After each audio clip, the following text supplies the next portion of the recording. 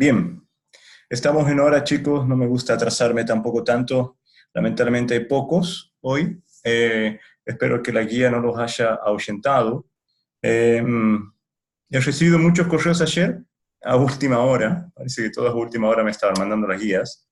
Igual he aceptado las guías que me han mandado por correo electrónico. Yo recomiendo mucho, chicos, que revisen sus correos electrónicos, porque cuando les escribo personalmente a algunos de ustedes, sus correos me son rechazados. Y todos son pasaporte USM, así que bueno, no sé. Ya, vamos a comenzar. Vamos a seguir con lo que es el diseño del procesador. Me escuchan bien todos, ¿no?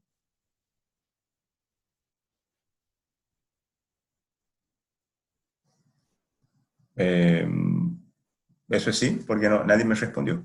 Bueno, ya me lo dirán igual. Vamos entonces con la clase de hoy, con la cápsula 11 que ya está puesta también en el aula. Chicos, se va poniendo cada vez más difícil, ¿eh? Así que lo que vamos a estudiar hoy vamos a hacer, como a mí me gusta siempre, hacer un raconto y largar de nuevo con la información. La clase pasada nosotros hemos comenzado a ver las señales de control. Lo que tenemos acá abajo es el camino de datos del procesador monociclo. Recordemos que se llama monociclo porque ejecuta una instrucción por cada ciclo de reloj. Ya vamos a ver enseguida cómo seteamos ese ciclo de reloj. Lo que tenemos acá, chicos, es, fíjense, en flechas rojas, las señales de control que bajan de esta unidad de control que todavía no diseñamos y que gobierna la transferencia física de datos. Y lo que tenemos en flechas azules no es otra cosa que los datos que nosotros proveemos a la unidad de control para que ésta decida. La unidad de control, chicos, actúa como un titiritero que le va diciendo a cada unidad, la unidad de instrucción, la unidad de operaciones, la unidad de memoria, la unidad de registros, qué es lo que tienen que hacer. Si tienen que leer, tienen que escribir, tienen que sumar, tienen que restar, qué registros, qué direcciones, qué datos tienen que utilizar. Esto, la unidad de control del procesador monociclo es simplemente una etapa que la podemos ver como una etapa combinacional, aunque también la podemos diseñar como secuencial. Es decir, en realidad se puede hacer de las dos maneras, porque todo tiene que suceder dentro de un ciclo de reloj. Las entradas de esta máquina no son otra cosa que el campo operación, el campo función y una señal de equal. En total son 13 bits. Y lo que nos devuelve son todas estas señales de control que tenemos acá. Vamos a ir viendo con los diferentes ejemplos que cada vez que hagamos una nueva instrucción, seguramente vamos a tener que generar algunas señales de control correspondientes. Y esto implica rediseñar la unidad de control. El esquema de trabajo es siempre el mismo. Cada vez que nosotros agreguemos algo, ese algo que agregamos no tiene que contradecir lo que ya está hecho. Tiene que ser algo aditivo, en realidad, al diseño que venimos haciendo. Las unidades de control que bajan, perdón, las señales de control que bajan de la unidad de control al camino de datos, las tenemos acá, el NPC subcell, que define qué es lo que va a pasar con el registro PC, si hace la suma más 4, si hay un branch, un BQ, por ejemplo, si hay una instrucción tipo J. El write enable PC, que lo vamos a tener por ahora siempre puesto 1, porque tenemos que habilitar la escritura del registro PC por cada canto negativo del reloj. RegDest acá, que lo tenemos a la entrada del banco de registros, define cuál va a ser el registro destino, si RT o RD. El extensor acá, que es con cero o con signo, básicamente cuando queremos extender números sin signo o cuando queremos extender números con signo, sean estos positivos o negativos. ALU source, que define la entrada B del ALU entre el bus B o la salida del OP32, del extensor. Mientras que ALU control es lo que le dice al ALU qué es lo que tiene que hacer. Aquí hay algunos nada más. Add, sub, or, and, XOR, lo que sea. La operación aritmética y lógica que queramos, le estamos aquí controlando a través del ALU. MemWrite, que permite la escritura en la memoria de datos. MemRead, que permite la lectura en la memoria de datos. Ambas señales de control son de un bit cada una. Mem2Reg, que gobierna este multiplexor que tenemos a la salida, que es, digamos, la conexión entre la salida del ALU o la salida de memoria. Solamente una de estas dos puede ir al bus W. El bus W es luego el que entra en el banco de registros y graba el dato final en el banco de registros. Y RegWrite, que tenemos aquí, no es otra cosa que la señal de control que habilita la escritura del banco de registros. En el caso de monociclo, de nuevo, lo podemos tener permanentemente a 1. Solo en el caso del monociclo podemos tener RegWrite puesto a 1 y podemos tener el write enable puesto a 1. Por ejemplo, erase write puesto a 1 puede ser para instrucciones tipo R. Para instrucciones tipo J no tiene sentido que tengamos erase write puesto en 1. Bien, vamos a ver ahora, repasar de nuevo lo que es las señales de control y camino de datos de las tres instrucciones que hemos generado. La tipo R, que es la primera, la tipo LW, la tipo I, perdón, y por último la tipo J. Siempre el análisis, al menos en mi caso, lo voy a hacer paralelo. Esto es camino de datos y señales de control al mismo tiempo, porque yo quiero ver cómo, a medida que viaja la información, cuáles son las señales de control que permiten ese viaje. Entonces vamos con la instrucción tipo add. Aquí tenemos la estructura de la instrucción que nos dice que leemos en el banco de registros el contenido de RS, en el banco de registro leemos el contenido de RT, sumamos, esto es pasamos por LALU, y el resultado lo vamos a guardar de nuevo en el banco de registros, en el registro RD. Y PC igual a PC más 4. Eso es lo que hace nuestra instrucción. El camino de datos lo tenemos acá.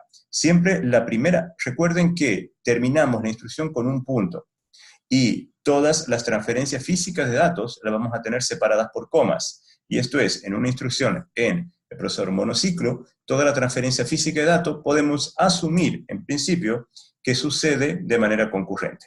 De hecho, sucede de manera concurrente. Esto no significa que suceda de manera simultánea. Ya vamos a ver el análisis de tiempos. Todo comienza con el registro PC, no se olviden, vamos a empezar el análisis siempre con el registro PC, lo tenemos acá. El registro PC tiene una dirección adentro. El contenido del registro PC es una dirección que apunta a la dirección de instrucciones. Entonces, por eso, la primera transferencia física de datos es nada más que un cortocircuito entre la salida del registro PC y el bus ADRI, que es la entrada en la memoria de instrucciones. Luego vamos a colocar en el bus IR lo que sea que tengamos en la memoria de instrucciones en la dirección apuntada por ADRI. Bien, entonces ya tenemos en el bus IR y tenemos este descableado, este es un hub de cables nada más. Con eso termina, y luego PC igual a PC más 4. Eso queda a nivel unidad de instrucción, que es la parte de la izquierda. Fíjense que el análisis me gusta hacer de izquierda a derecha. Esto es porque a mí me gusta, lo heredé también de los textos guías que estudié en su momento. Algunos libros, por ejemplo, lo hacen de arriba hacia abajo, entonces eso no importa en realidad. Mientras tenga un sentido el flujo de la información y también las señales de control que generamos, no importa en qué sentido lo veamos. Para mí es más intuitivo hacerlo de izquierda a derecha. Supongo que si fuéramos orientales sería de derecha a izquierda o asiáticos de, no sé, de arriba abajo, qué sé. Pero bueno. Ya. Entonces, aquí termina lo correspondiente a la unidad de instrucción. Lo siguiente que pasa con la información es que vamos a la unidad de registros.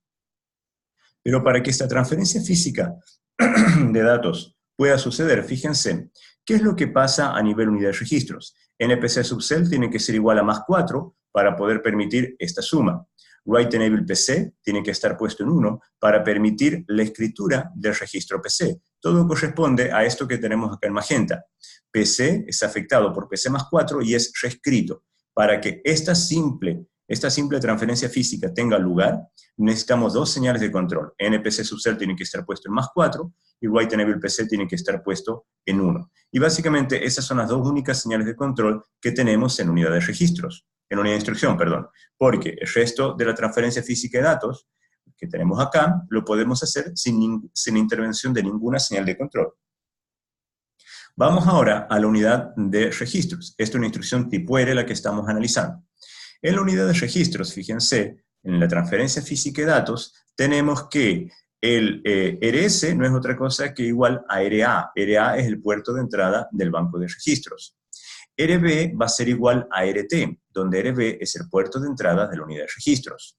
RW, va a ser igual a RD, donde RW es el puerto de entrada de la unidad de registros. Tenemos los registros fuentes RS, RT, conectados a los puertos RB y RA, y tenemos el registro destino RD conectado al puerto RW. Luego tenemos que el bus A es igual a lo que leemos en el banco de registros en la dirección apuntada por RA. Y el bus B es igual a lo que leemos en el banco de registros en la dirección apuntada por RB. Bien, dicho eso, tenemos que ver cuáles son las señales de control que actúan acá. Fíjense, a la unidad de registros solamente tenemos dos señales de control. regdest, que define cuál va a ser el registro de destino, que claramente es RD, por eso tenemos regdest puesto en RD, y luego regwrite, pero acá no estamos escribiendo por ahora, entonces no es necesario analizar esa señal de control. El proceso que hacemos acá es de lectura, no de escritura por ahora. Bien, lo siguiente que hacemos es pasar a la unidad de operaciones. En la unidad de operaciones hacemos la suma del bus A más el bus B, y ese resultado lo vamos a colocar a la salida de la suma en el bus ALU-out. Entonces, lo que hace nuestra ALU es la suma entre el bus A y el bus B, y el resultado lo coloca en el bus ALU-out. Para que eso sea posible, las señales de control que intervienen en la unidad de operaciones, que es la que tenemos acá, son el extensor. Como no utilizamos el extensor, es un don't care. ALU source. El ALU source lo que estamos utilizando es la entrada 0, es el bus B. Por eso tenemos ALU source igual a bus B. Y la señal de control, ALU control, lo que hacemos es la suma. Le estamos diciendo al ALU que haga la suma. Por lo tanto, le vamos a colocar como que la señal de control es justamente la suma. Con eso terminamos la unidad de operaciones. No pasamos por la memoria de datos. No pasamos, ¿sí? Pero igual tenemos que generar las señales de control. Fíjense, no pasamos por la memoria de datos, pero tenemos que colocar la escritura de la memoria de datos igual a 0 y la lectura en don't care. ¿Por qué la lectura en don't care? Porque realmente no reemplazamos ningún dato y al final la salida de memoria en el bus de out queda sujeta a este multiplexor. Entonces, lo que sucede es que nosotros no tenemos que escribir con la señal ALU-out que está entrando. No tenemos que reescribir nada. Por eso es que tenemos que poner memWrite igual a 0, perdón, y memRead don't care. Y finalmente tenemos en el multiplexor de salida con la señal de control mem2read, que la tenemos que colocar a 0. Y esto significa que el bus W, como lo tenemos acá, tiene que ser igual al bus ALU-out. Esto tenemos que permitir este cortocircuito. Y finalmente, el bus W, el contenido del bus W es lo que vamos a escribir en el registro destino apuntado por RW. Por eso el bus W viene por acá, y nosotros vamos a escribir en el registro destino conectado a RW conectado a RD. Para que eso sea posible, la señal de control de multiplexor tiene que ser mem2reg igual a ALU-out, que es la que tenemos acá, y por último, poner el regwrite igual a 1, permitir la escritura del banco de registros. Debido a que todo esto, insisto, sucede de manera concurrente, no habría habido error si ustedes colocaban regwrite igual a 1 acá en la segunda línea, que es donde estamos en la unidad de registros. No hay error, chicos. Lo que pasa es que la forma en que está escrito acá es la manera más didáctica de explicarles a ustedes qué es lo que va pasando con las señales de control en función de la transferencia física de datos. Pero no pierdan de vista que todo esto sucede en un mismo ciclo, y estamos hablando de circuitos combinacionales dentro del mismo ciclo de reloj. Por lo tanto, no podemos decir que esta señal se activa después, ¿no? Esta señal, regwrite, se activa al mismo tiempo que se activan todas las señales de control. Bien, nada más que se va a hacer efectiva la escritura con el canto negativo del reloj acá. Entonces acá, mientras no tengamos el canto negativo del reloj, lo que tengamos en el bus W es información dentro de un cable que es espuria. Solamente vamos a utilizar la última información disponible en este bus antes del canto negativo del reloj. Todo lo que hubiera habido antes puede irse, ¿no? Es información espuria, de hecho. Bien, esto es lo que sucede con la instrucción tipo A. Con la instrucción tipo I, en este caso la LW que estamos analizando, que es un poco más larga, el análisis es bien parecido. Partimos del registro PC hacia la derecha. Tenemos que la primera línea de la unidad de instrucción es la misma. Por lo tanto, las señales de control que se van a generar son las mismas. De hecho, prácticamente se repiten entre todas las instrucciones. La segunda línea, que tiene que ver con unidad de registros, nos dice que RA se cortocircuita RS, el RB no lo utilizamos, fíjense. En realidad, RB tiene información, nada más que no la necesitamos para la ejecución de la instrucción LW, y es por eso que no la consideramos acá. RW es igual a RT, porque recordemos que en la instrucción LW, su registro destino es RT. Y por último, el bus A va a ser igual a lo que sea que leamos en memoria en la dirección apuntada por RA. Chicos, el bus B va a tener la información que esté apuntando RB. Lo que quiero decir es que la información que tenga el bus B no es útil para LW. Eso no implica que no haya información. Lo que quiero decir es que esa información no se utiliza en la instrucción. Las señales de control que permiten esto es regdest igual a RT, que solamente seteamos cuál es el registro destino. Luego pasamos a la unidad de operaciones. La unidad de operaciones, fíjense, ocupamos el extensor porque es una instrucción tipo I, ¿sí? Entonces vamos a extender con signo el valor inmediato de 16 bits. Para que eso sea posible, fíjense, necesitamos que la señal de control XOP tenga el valor de signo. ALU-OUT va a ser la suma entre el bus A y el OP32, ¿sí? La extensión del valor inmediato. Por eso es que lo que sea que haya en el bus B es información que no la utilizamos. ALU-OUT es igual a la suma del bus A con lo que sale acá de este extensor. Bien, sumamos, y para que eso sea posible, ALU-control tiene que ser igual a add. Y ahí tenemos todas las señales de control de la unidad de operaciones. Ahora pasamos a la memoria de datos. La salida de ALU-OUT, fíjense como lo dice la estructura de la instrucción, es lo que sea que tenemos en el bus A, que se convierte en nuestra base, desplazado el valor inmediato. Esto corresponde a una dirección. Entramos a la memoria de datos en esta dirección, leemos y el valor lo vamos a guardar en el registro destino. Entonces, a la salida de ALU-OUT lo que tenemos es una dirección. Leemos en la memoria de datos cuál es la dirección a la que estamos apuntando, leemos ese valor y lo colocamos en el bus de out. La transferencia física de datos es esta. ADDR, bueno, es la dirección de donde está el dato, es igual al ALU-OUT, y el bus de salida de los datos, de out, es igual a lo que sea que leemos en memoria en la dirección ADDR.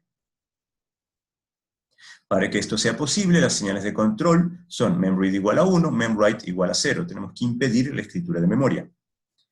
Finalmente, la información la tenemos acá a la salida, en the out, y esa es la información que tenemos que poner en el bus W. Por eso decimos que bus W es igual a the out, y luego que el contenido del bus W lo vamos a guardar en el registro destino que tenemos en RW. Para que eso sea posible, el multiplexor mem2reg tiene que estar puesto en mem, acá, y luego regwrite tiene que estar puesto en 1 porque tenemos que escribir en el banco de registros. Como ven, el análisis es bien sistemático. Tenemos que ver qué es lo que pasa con la información. No estoy diciendo, chicos, qué es lo que pasa con tensiones y qué es lo que pasa con corrientes. Estoy viendo qué es lo que pasa con el tren de datos, nada más, con los bits. Vamos a ver la instrucción tipo J, la última. La instrucción tipo J, lo que tenemos acá es la estructura de la instrucción, la transferencia física, y esto es, a PC más 4 le quitamos los 4 bits más significativos, los concatenamos a los 26 bits que trae nuestra instrucción, y le ponemos 2 ceros al final, ¿sí? Todo eso lo tenemos resuelto acá, en nuestra unidad de instrucciones. Lo que tenemos entonces es que nuestra instrucción, o de nuevo, el análisis parte por el registro PC, de una dirección, lo colocamos en el bus ADRI, en la entrada, en la compuerta ADRI de entrada de la memoria de instrucciones. Luego en la memoria de instrucciones vemos esta dirección apuntada por ADRI y el resultado, que es una instrucción, la colocamos en el bus IR. Bien. Finalmente, PC es igual a esto que tenemos abajo, que es este hub de cables que tenemos acá. No pasamos por unidad de registros, no pasamos por unidad de operaciones, no pasamos por unidad de datos. Nos quedamos simplemente en la unidad de instrucciones. Para que esto sea posible, fíjense, NPC subcell tiene que estar puesto en jump, que es la opción 2. Write enable PC lo vamos a tener en 1. Fíjense que la opción 2 ya incluye PC más 4, que lo tenemos hecho acá. Sí o sí hacemos el PC más 4. ¿Qué pasa con el resto de las señales de control? Tenemos que regdest, don't care, no nos interesa en realidad, ALU-source no nos interesa, el extensor no nos interesa, ¿qué pasa con la ALU? No nos interesa. Lo que sí nos interesa es qué pasa con la escritura de memoria. Por eso tenemos memwrite explícitamente puesto en 0 y regwrite explícitamente puesto en 0. Todo lo demás es don't care. Y en estricto rigor, cuando no utilicemos una señal de control y esta no esté asociada a la escritura en memoria, entonces vamos a poner don't care. Si está asociada a la escritura, de un registro o de memoria, lo que fuera, la vamos a poner en 0 si no estamos utilizándola. Bien, vamos a ver entonces qué pasa con los tiempos. Esto ya lo vimos en su momento, vamos a verlo de nuevo. Tenemos la señal de reloj, el primer canto negativo del reloj, ¿sí? Pasa un tiempo, hay un retardo, hasta que el PC se actualiza con el nuevo valor. Perdonen, chicos. Hola. Sí, estoy en clase, perdona, Pablo. Dale, chao, chao. Entonces, voy a desconectar el teléfono porque si no me van a llamar constantemente. Por eso daba las clases desde mi casa y no desde acá.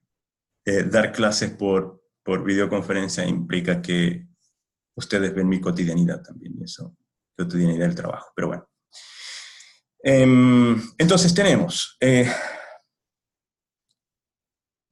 canto negativo del reloj, pasa un tiempo hasta que el PC, que tiene este valor anterior, se actualiza con el nuevo valor. Bien, una vez que tenemos actualizado el registro PC, vemos en memoria cuál es la instrucción a la que está apuntando, ¿sí? Accedemos a memoria y pasa un tiempo, que es el que tenemos acá, hasta que tenemos el bus IR todo seteado, ¿sí? Con todos los valores correspondientes a ese hub de cables. Bien. Perdón, acá con el canto negativo el PC se actualiza. Bien. Luego, fíjense, hay un tiempo desde que nosotros actualizamos el PC, ¿sí? Hasta el nuevo valor del PC. ¿Qué significa esto? Vamos a volver un poquito atrás. Aquí es donde ocurre el canto negativo, ¿sí? Pero en el hub, aquí en la conexión entre el multiplexor y el PC, ya hay un dato, que es el valor del PC que nosotros vamos a actualizar. Con el canto negativo del reloj, sucede esta actualización. Ahora, luego, chicos, nosotros hacemos el descableado, por supuesto, una vez que entramos a la memoria de instrucciones, y ya nos está diciendo qué es lo que tiene que pasar con PC. Y PC igual a PC más 4 para todas las instrucciones. Entonces pasa un tiempo más hasta que tenemos el valor PC más 4 acá listo. Entonces actualizamos el PC y luego tenemos un retardo propio de esta parte combinacional para tener el PC más 4 a la salida de esta ALU. ¿Qué es lo que tenemos acá? ¿Sí? Las señales de control. Bien, una vez que nosotros ya tenemos descableada nuestra instrucción, el bus IR lleno, el campo operación y el campo función son decodificados por nuestra unidad de control, que ahora vamos a hacer enseguida, y se generan las señales de control que van a aplicar a todo el camino de datos. Fíjense que hay un tiempo desde que actualizamos el PC hasta que tenemos las señales de control. Y todo esto sucede en el mismo ciclo de reloj. Por eso les dije que esto funciona de manera concurrente, pero no es simultáneo. Una vez que tenemos todas las señales de control, y si, por ejemplo, estamos trabajando con instrucción tipo R, bueno, una vez que tenemos todas las señales de control, pasa un tiempo hasta que tenemos el bus A y el bus B a la salida del banco de registros con sus valores correspondientes. Si es una instrucción tipo R, que vamos a utilizar la ALU, entonces de que tenemos el bus A y el bus B, va a pasar un tiempo hasta que la ALU ha ejecutado la instrucción correspondiente. Si es una instrucción tipo SW, desde que nosotros decodificamos la instrucción y que la ALU ha hecho la suma de la base más desplazamiento, va a pasar un tiempo más hasta que nosotros vamos a acceder al ALU para escribir. Si es el tipo LW, también hay otro tiempo más hasta que nosotros accedemos al ALU y leemos en este caso. Si es una instrucción tipo BQ, branch en este caso, fíjense que tenemos la decodificación en este caso de nuestra instrucción y pasa un tiempo, estoy acá abajo, perdón, pasa un tiempo, lo tenemos acá, hasta que nosotros determinamos si esa instrucción, ¿sí?, la señal de equal, es verdadera o es falsa. Y recién ahí se genera la nueva dirección de salto. Y si es tipo jump, bueno, tenemos desde la decodificación, pasa un tiempo más, hasta que nosotros podemos hacer la suma de PC más 4, más el descableado, etc. Lo que tenemos acá, chicos, es simbólico. Esto no tiene ninguna escala. Lo que he querido poner es, en esta línea de tiempo, cómo se van sucediendo las cosas dentro del camino de datos. Lo importante de ver acá es que, por ejemplo, la instrucción tipo LW es, en estricto rigor, la que más tarda. Yo estoy descontando el tiempo que tardamos en grabar el dato en memoria. Ese no lo estoy considerando, ¿sí? Lo que quiero decir es por las etapas por las que paso. Fíjense que en la instrucción LW, vamos a verla acá, tiene una búsqueda de la instrucción, tiene una decodificación, tiene el cálculo de la dirección, que es base más desplazamiento, el acceso a la memoria de datos y luego la escritura en el banco de registros. Entonces pasa por 5 etapas. La instrucción SW, por ejemplo, tiene la búsqueda, la decodificación, que son comunes a todas, el cálculo de la dirección, que es base más desplazamiento, y por último la escritura en memoria, que se hace efectiva con el canto negativo del reloj. La instrucción LW es la que más tarda, y si es la que más tarda, es la que va a setear el ciclo del reloj. Cuando nosotros terminamos de armar nuestro procesador, tenemos que ponerle una señal de reloj. Esa señal de reloj tiene que ser de la instrucción que más tarda. Así, por ejemplo, analicemos. Esto también es sin ningún tipo de escala, ni criterio, ni nada. Por ejemplo, la instrucción tipo add pasa por estos son los tiempos que tarda en cada una de las etapas. Pasa por la memoria de instrucción, tarda 2 tiempos, la lectura en el banco de registros, 1 tiempo, la operación en la ALU, 2 tiempos, no pasa por la memoria de datos, pasa por la escritura en el banco de registros, entonces el tiempo total que tarda son 6. La instrucción tipo sub, lo mismo, porque es tipo R. SLT, lo mismo, porque es tipo R. La ORI, que es una inmediata, tarda 2 por la memoria de instrucción, 1 por el banco de registros, en la ALU tarda 2, y luego en el banco de registro de nuevo tarda 1, es 6. Pero es una instrucción tipo inmediata. LW, que también es inmediata, pasa por la memoria de instrucciones, por el banco de registros, por la ALU, por la memoria de datos, por la escritura en el banco de registros, tarda 8 tiempos. El SW pasa por la memoria de instrucciones, por la lectura de registros, por la ALU y por la memoria de datos, tarda 7. El BEQ pasa por la memoria de instrucciones y la lectura de registros, y ahí termina. Eso es todo. Tarda 3 tiempos. BEQ, de hecho luego lo vamos a diseñar, es una de las más fáciles, pero también es la más difícil a la hora de describir el camino de datos, porque hay un if. El jump solamente se queda en la memoria de instrucciones, es la más cortita de todas. ¿Qué es lo que pasa, chicos? Si vemos este análisis, bien trivial, la instrucción LW hasta ahora es la instrucción que más tarda.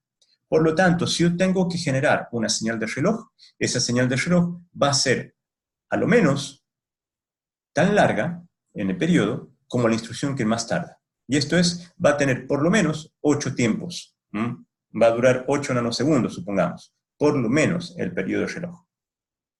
Y esto significa que, como es una instrucción tipo, un procesador tipo monociclo, si la instrucción tarda 2 nanosegundos, como es la instrucción tipo jump, o sea, 2 tiempos, y hemos hecho un reloj que tarda 8 nanosegundos, los 6 nanosegundos restantes, el procesador no está haciendo nada.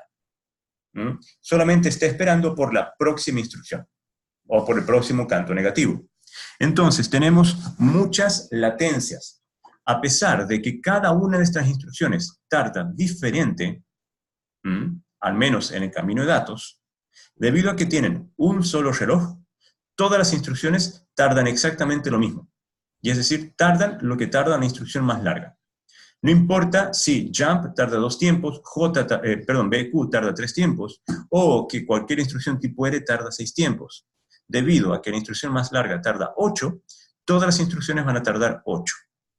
Porque hasta que termine de ejecutarse la instrucción, tienen que esperar hasta el próximo canto negativo del reloj. Entonces, si nosotros queremos calcular las instrucciones por clock, es una sola instrucción por clock. ¿Sí? Aquí tenemos esta ecuación bien trivial, dice T, tiempo de ejecución de un programa, P, periodo de reloj, NI, número de instrucciones. Entonces, ¿cuánto tarda en ejecutarse un programa? El número de instrucciones por el periodo del reloj, por la cantidad de instrucciones que tenemos. Básicamente eso. En este caso, clock por instrucción es 1. Número de instrucciones podrían ser, no sé, 100. Entonces, el periodo del reloj es 8. 100 por 8, vamos a tener 800 nanosegundos que va a tardar nuestro procesador en ejecutar un programa de 100 instrucciones. Como ven, el hecho de que la instrucción quede latente por el remanente del tiempo del reloj hasta el próximo canto negativo del reloj es pérdida de energía. Y es pérdida de recurso, porque el recurso que está no operativo. Y lo tenemos que tener a los bases, por ejemplo, activados. Y tener energía en los bases es la mayor pérdida de energía que podemos tener en nuestros circuitos. Para eso tenemos registros. Entonces, pero tenemos bases acá, tenemos el bus W, tenemos el bus A, el bus B, etc. Y tenemos que tener las señales de control permanentemente activadas para que el estado de mi procesador no cambie hasta el próximo canto negativo del reloj. Como ven, el diseño es bien ineficiente. Y eso es lo que da lugar a los siguientes tipos de procesadores que son siempre mejoras. Este es uno de los primeros. El monociclo es más intuitivo y es uno de los primeros, ha sido uno de los primeros en ser patentados. Vamos a hablar ahora sí de la unidad de control. ¿Cómo la vamos a diseñar? La unidad de control es un bloque combinacional en este caso. Tiene como entradas el campo operación, el campo función y la señal de equal. Entonces tiene 13 bits de entradas. Y tiene estos bits que están acá en rojo, esta señal de control en rojo, que son las señales de salida. Vamos a ver entonces cómo podemos construir las señales de control. Y nosotros somos expertos en esto, porque tenemos una caja negra que tiene 13 bits de entrada y vamos a ver ya cuántos bits de salida va a tener. Y lo que tenemos que hacer adentro es una tabla de verdad, nada más. Sí, bueno, estamos hablando de 2 a la 13, pero es una tabla de verdad, simplemente eso. Vamos a ver cómo la diseñamos. ¿Cuáles son las señales de control y la cantidad de bits que tiene? NPC subcell tiene 2 bits. Write Enable PC es un solo bit. El RegDest es un solo bit. El extensor es un solo bit. ALU Source es un solo bit. ALU Control ya lo vamos a diseñar. No sé cuántas funciones puede ejecutar mi ALU. MemWrite es un solo bit, MemRead un solo bit, Mem2Reg un solo bit y RegWrite un solo bit. En total tenemos 2, 3, 4, 5, 6, 7, 8, 9, 10. Hasta ahora tenemos 10 bits y nos falta incluir los bits del ALU, del que van a controlar la ALU. Entonces, tenemos por ahora 10 bits de salida. Tenemos 13 bits de entrada y hay al menos 10 bits de salida. Esto es lo que vuelvo al mismo diseño anterior. Lo que tenemos acá es un diseño bien simbólico de cómo funciona nuestro procesador. Bien, la ALU. La ALU, chicos, recuerden que tenemos una entrada de operación y un Benegate, ¿se acuerdan? Un Bainbert o Benegate, es lo mismo. Lo que queremos ahora es generar los bits de esta ALU. Bueno, supongamos que el ALU solamente va a hacer, supongamos, las operaciones que están acá, el AND, el OR, el ADD, que es con signo, el SLT, también con signo, y el SUB. Entonces tenemos 5 operaciones. Para 5 operaciones, fíjense, son las operaciones que puede hacer la ALU, tenemos también un bit invert que nos va a servir para cuando nosotros tengamos que hacer, por ejemplo, las sumas con signo. Al final, lo que nosotros tenemos, si se fijan, son 5 operaciones, y para 5 operaciones necesitamos al menos 3 bits. Acá tenemos el binario, por ejemplo, para el AND, el 00, para el OR, el 01, para el ADD, el 10, para el SLT, el 11. Pero entre el ADD y el SUB les coloco el mismo código, que es el 10, lo que cambia es el Bainbert. Y está bien, porque estoy haciendo la comparación. ¿Sí? Uno es con signo, perdón, una es la suma, el otro la resta. Y por último, el SLT le pongo en 1, porque si ustedes recordarán, cuando hicimos las tablas del ALU, el SLT lo que hacía era comparar A menos B.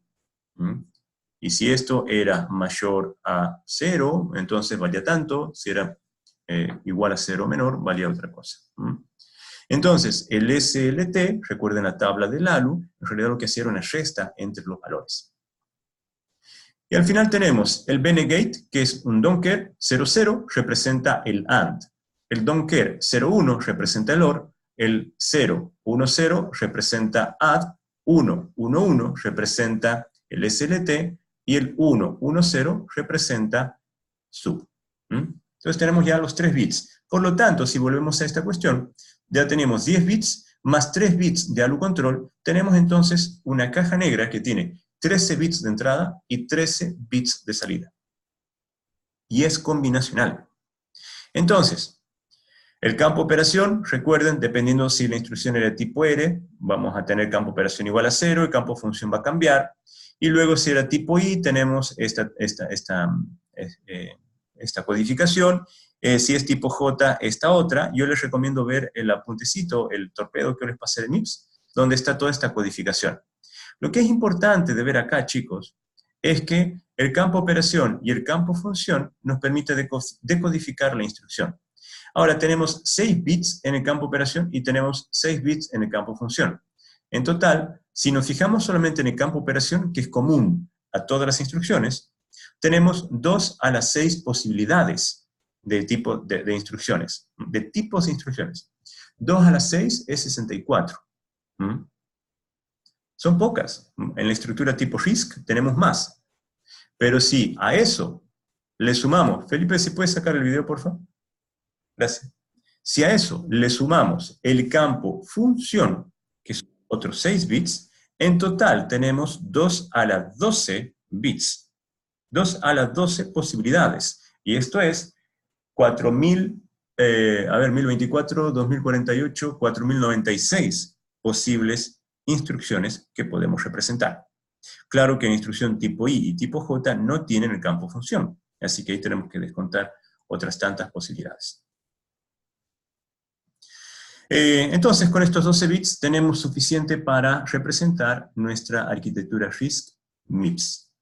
Bien, con eso en mente, recordemos, tenemos una caja negra combinacional que tiene 13 entradas, las señales de control, y va a tener el campo operación, campo función y la señal de equal, y 13 salidas, que son todas las señales de control que nosotros vemos acá. Aquí hay 13 salidas, ¿sí? Entonces, con eso, chicos, fíjense el add, sub, SLT, etc. Aquí tenemos los 12 bits que están acá, perdonen. Estos 12 bits que están acá.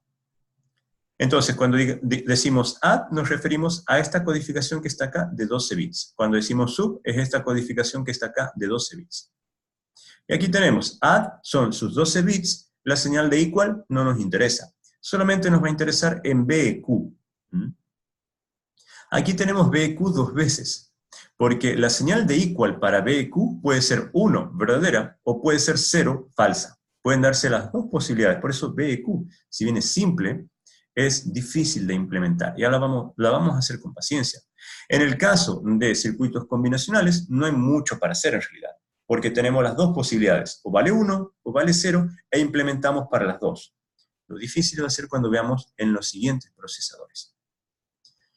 Entonces, fíjense, tenemos todas las instrucciones, las dos posibilidades de BEQ y jump. En total, siempre vamos a tener 13 entradas, y esto es 2 a la 13 en posibilidades. Mientras que vamos a tener 13 salidas. Las señales de control. Para la instrucción tipo add, las señales de control correspondientes, que ya las conocemos, ya las generamos cuando nosotros veíamos, perdonen que vuelva atrás, las señales de control para las instrucciones tipo add, que es esta, ¿sí? NPC subcell más 4, write enable PC igual a 1, regtest igual a RD, etc. Entonces, si nos fijamos acá, cuando poníamos NPC subcell más 4 es 0, 0. Write enable PC igual a 1, regtest RD es igual a 0. Entonces, cuando vamos viendo eso, podemos ver que write enable PC igual a 1, NPC subcell igual a más 4, que es el 0, el extensor don't care, el alu source es 0, alu control, etc. Write igual a 1. Entonces aquí tenemos las señales de control por cada una de las instrucciones. Insisto, esto es nada más que un circuito combinacional. 13 entradas, 13 salidas, y lo podemos implementar en muchísimos tipos de hardware. Desde lógica combinacional per se, hasta un EPROM si ustedes quieren, o lo podemos dejar en un FPGA, o en una PLA, o en una PAL, o en lo que ustedes quieran. En realidad hay muchos tipos de hardware donde podemos representar esto. Yo les dejo acá este diseño, que lo hice hace mucho, que me ayuda a mí tener una idea más clara de qué es lo que pasa con las señales de control.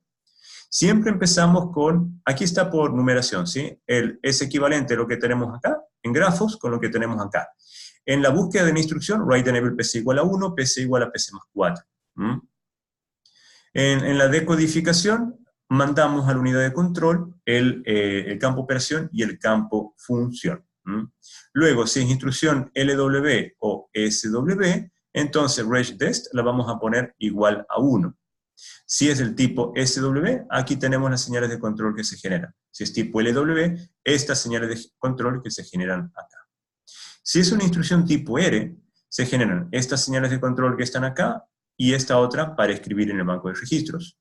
Si es una instrucción tipo BEQ, y aquí está interesante. Si equal es igual a 1, npc subcell igual a 1, regDest, todo esto que está acá. Chicos, si equal es igual a 0, tenemos que tener entonces presente que esto que está acá no se genera, no se ejecuta. Ahora, esto se ejecuta solo si equal es igual a 1. Si equal es igual a 0, PC igual a PC más 4. No sucede nada más. Y PC igual a PC más 4 ya lo hicimos en esta instrucción. Lo que sí sucede es que si la señal de equal no es 1, igual perdemos este tiempo. Ya sea que sea verdadero o sea falso, la señal de equal ocupa 3 ciclos de reloj. Perdón, 3 tiempos. Y si es una instrucción tipo J, aquí tenemos la decodificación, la instrucción, la decodificación, y finalmente, ¿qué es lo que pasa con el nuevo valor de PC? Entonces acá tenemos las señales de control que se generan para las diferentes instrucciones que venimos estudiando. ¿Cómo nos queda entonces? Lo que nos queda, chicos, insisto, es una caja negra, es de 3 entradas y 13 salidas, que las tenemos acá resumidas para cada una de las instrucciones que estamos viendo. Para el caso de BQ verdadero, para el caso de BQ falso, ambas las vamos a considerar. Generamos el circuito combinacional correspondiente. Este nos genera, una vez que tenemos las 13 entradas, nos genera las 13 señales de control que van a caer al camino de datos. Y con eso nosotros ya podemos operar. Por supuesto, recuerden, en el análisis temporal, vamos a volver un poco atrás, donde se generan estas señales de control. Las señales de control se van a generar solamente, ¿sí?, luego, por ejemplo, de que nosotros hemos descableado la instrucción. Una vez que nosotros hemos leído la instrucción, la descableamos y sube el campo operación y el campo función, hay un tiempo que pasa, fíjense, es un retardo propio, una inercia propia de nuestro circuito combinacional, su inercia, perdón, del circuito combinacional, en que luego se generan las señales de control. Una vez que se generan las señales de control, hacia abajo ya sabemos qué instrucción tenemos que ejecutar. Mientras tanto, mientras no tenemos las señales de control, lo que está hacia arriba, chicos, corresponde solamente a la búsqueda de la instrucción y su decodificación. Porque eso es común a todas las instrucciones, como lo tenemos acá. Búsqueda de instrucción y decodificación es común a todas. No necesitamos saber de qué instrucción se trata para buscarla y para decodificarla. Luego de decodificarla ya sabemos qué instrucción es y se producen estas ramificaciones en el flujo de nuestro camino de datos. Solo ahí. La unidad de instrucción, mientras tanto, opera independientemente del tipo de instrucción con la que nos estemos enfrentando. Les recuerdo que el hardware para implementar es puramente combinacional. Nosotros lo podemos hacer también secuencial, porque podemos implementar todo esto en un EEPROM, que es parecido a lo que tenemos acá. Tenemos una señal de reloj, un estado, ¿sí? Como tenemos solamente, fíjense, 1, 2, 3, 4, 5, 6, 7, 8, 9 instrucciones a implementar, podemos utilizar 4 bits, y es por eso que tenemos acá una función de transición del campo operación. Bueno, debemos poner el campo función también acá, más la señal de equal, lo podemos traducir, digamos, no es la palabra, es traducir justamente, a 4 bits, ¿sí? Y estos 4 bits lo podemos colocar en un EEPROM, y según sea la dirección, es que generamos las señales de control pertinentes. Esto lo vamos a hacer, de hecho, este es como si fuera un mini procesador, y lo vamos a hacer cuando veamos nuestro próximo procesador, que es el multiciclo. Aquí están las referencias que os recomiendo. Chicos, yo acá he terminado monociclo. Lo que va a suceder este jueves es que yo voy a dar ejemplos de monociclo. Y así el próximo martes partimos con multiciclo. ¿Dudas?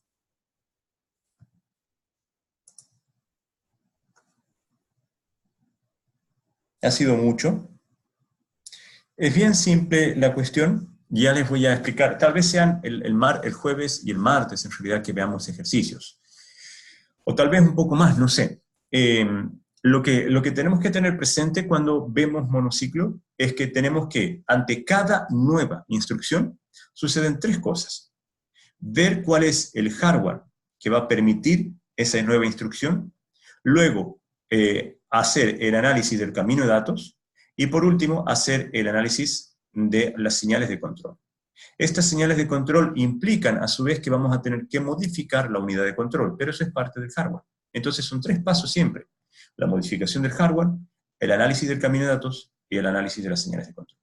Eso es lo que va a acompañar siempre en el diseño del procesador monociclo. Y el jueves ya vamos a comenzar con algunos ejemplos. No sé cuánto me van a llevar a hacer ejemplos a través de Zoom, no sé. Pero bueno, tengo ahí varios preparados, así que espero que sea una manera bien didáctica como me salga esta explicación de ejercicios. Lo bueno es que van a quedar en videos y luego lo van a poder chequear ustedes. ¿Dudas, chicos?